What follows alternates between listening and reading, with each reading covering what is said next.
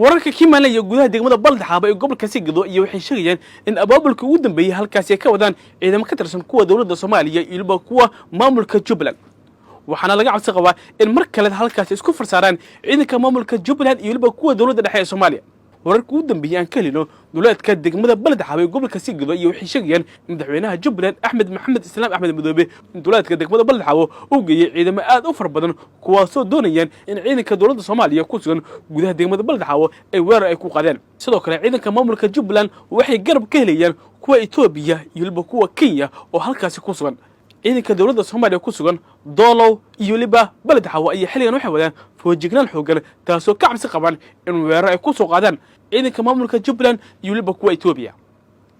saraakiil ka tirsan ciidanka dawladda Soomaaliya ku sugan Baldaxaaba aan la hadalnay iyo waxay tilmaameen in xilligan ay ciidanka dawladda Soomaaliya ay dhufaysay waaweyn ay ka qateen duleedka degmada Baldaxaaba kuwaasoo ay kaga hortagayaan weerar kaga imaada kuwa maamulka Jubbaland maalmo ugu dambeeyay xaalad deganaansho iyo wax laga dareemaya deegaanada maamulka Jubbaland gaar ahaan deegaanadii muddo lagu dagaalamayay ee degmada Baldaxaaba ee gobolka Sigado taasoo sababtay in ciidanka dawladda Soomaaliya gabiyahanba Baldaxaaba ay ka saaraan kuwa maamulka Jubbaland waxaana shacabkii goor hore ka barkacay degmada Baldaxaaba ee gobolka Sigado mar kale xaafadahooda ee dib ugu soo laabteen maadaama degmada Baldaxaaba xilligan gacan ku haynteeda ay la wareegeen ciidanka dawladda Soomaaliya sidoo kale dawladda dhexe Soomaaliya iyo xilligan degmada Garbahaar ee gobolka Sigado waxay ka baday abaabulka ugu dambeeyay taasoo dawladda Soomaaliya ay doonayso inay maamulka cusub ay halkaasi ka heglasho balse lama oga dhaqdhaqaaqyada xilligan ka socda gobolka Gado iyo damaca dawladda federaalka Soomaaliya doonayso in maamul cusub ay ka hirgeliso gudaha degmada Garbahaar ee gobolka Sigado taasoo dawladda federaalka Soomaaliya ay sheegtay inay halkaasi ka saarayso maamulkan isqabqabsigiisa muddo soo socday kaasoo uu hogaaminayo madaxweynaha maamulkaasi Jubbaland Axmed Maxamed Islaam Axmed Madoobe dhanka kale Garbahaar xilligan waxa ka socda abaabulka ugu dambeeyay taasoo dawladda federaalka Soomaaliya ay doonayso inay maamul cusub halkaasi ay ka hirgeliso umana aqoonsani maanta dawlad Soomaaliyeed oo dala Soomaaliyeed ka shaqeynaysa inay xamar ka shaqeynayso shirkad aan maanta garanaynin waxa ay dawladnimada ay ku dhisan yihiin waxay tahay Soomaaliyana doonaya inay burbur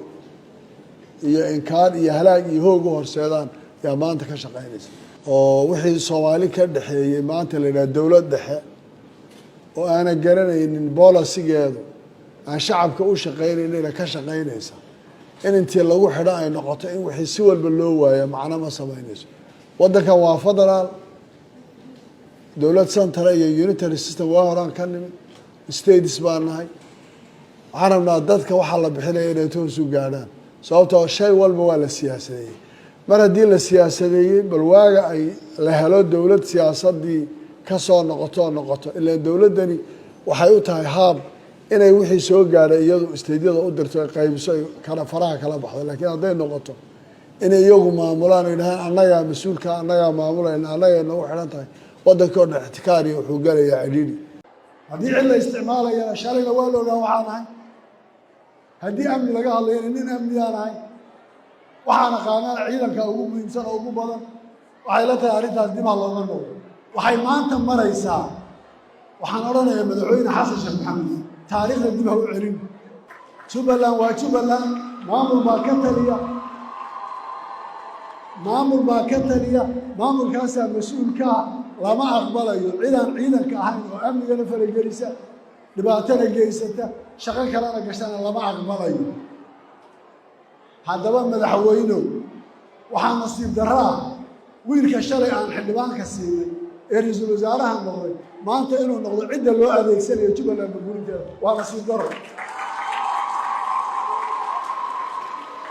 waxaan ku leeyahay ra-iisul wasaare xamsow